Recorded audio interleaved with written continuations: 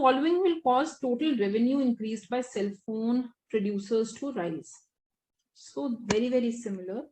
So total revenue will increase when price increases if demand is inelastic. Total revenue will increase when price decreases if demand is elastic. So price elastic, price falls.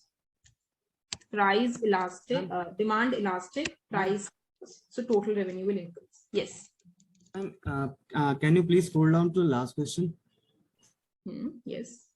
Ma'am, how did you take that 5? I don't get it. Half into 5, 5 into 50.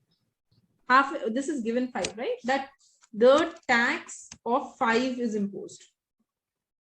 So this is 5. So a tax always creates a wedge between demand and supply, right? So this is my initial supply curve, initial demand curve. It is like this in the background, that my supply curve shifted backwards by the amount of tax. The gap between the two supply curves is 5 because this is the tax that is imposed. I'm not making this actually anywhere. I'm just saying that, okay, there would have been some supply curve such that the tax is 5. Deadweight loss is this triangle. So deadweight loss is half into base, which is the tax imposed, into height, which is the gap of the quantities. This change in quantity. So earlier my quantity, this is 150. So this will be 50 into 5 into 5. Okay. Okay. So let's go to the next. So this is going to be A. Let's go to the next question. Consider the utility function of the form, which is the following, which is true. So very, very simple. This is just monotonic transformation.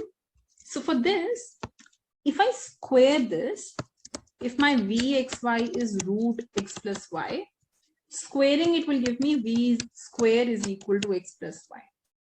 So V square is just a new utility function. So I can say that, okay, let's say that this is W, this is x plus y. This is substitute goods. And if I look at this utility function, then this is of the form ax plus by. This is also substitute goods. So both represent substitute goods. So the answer is x and y are perfect substitutes in both the utility functions. Okay.